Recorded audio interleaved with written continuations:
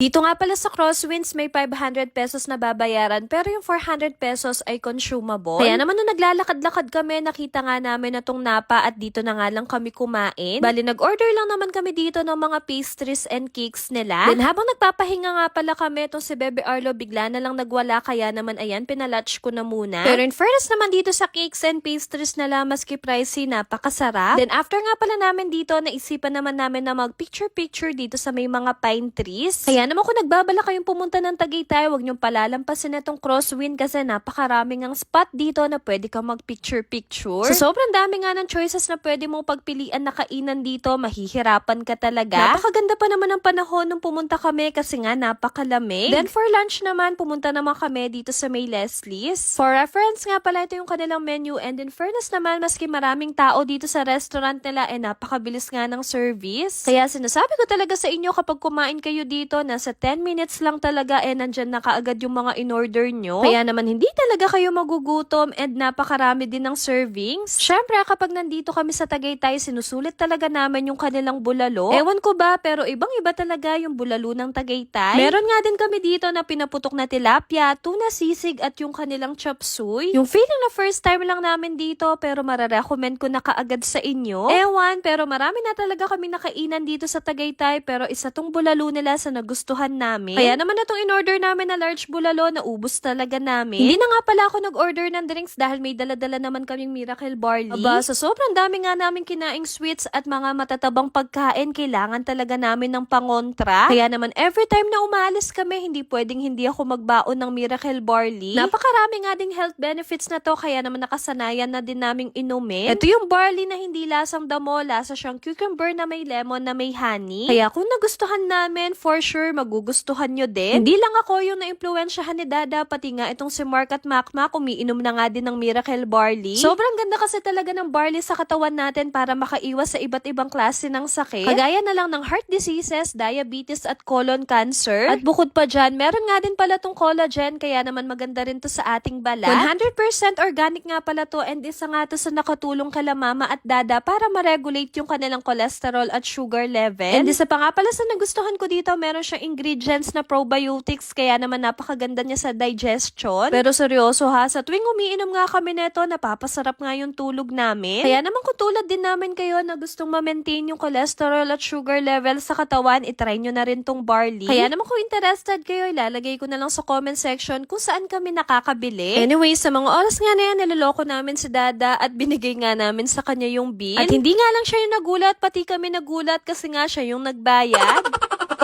Dito nga pala sa kinainan namin, makikita mo ng malapitan na tong Taal, kaya naman sinamantala na namin yung pagkakataon na nag-picture-picture nga kaming dalawa ng Daddy Bean. Actually, ito yung first time na makikita ko ng malapitan to, kaya naman na-amaze talaga ako. At sa sobrang pagka-amaze ko nga, napasayaw pa nga ako, kaya naman kung nanonood kayo ng mga reels ko, in-upload ko nga pala to. Kilala nyo ako, hindi talaga ako sumasayaw, pero nabudol talaga ako ni Mark and Macmac.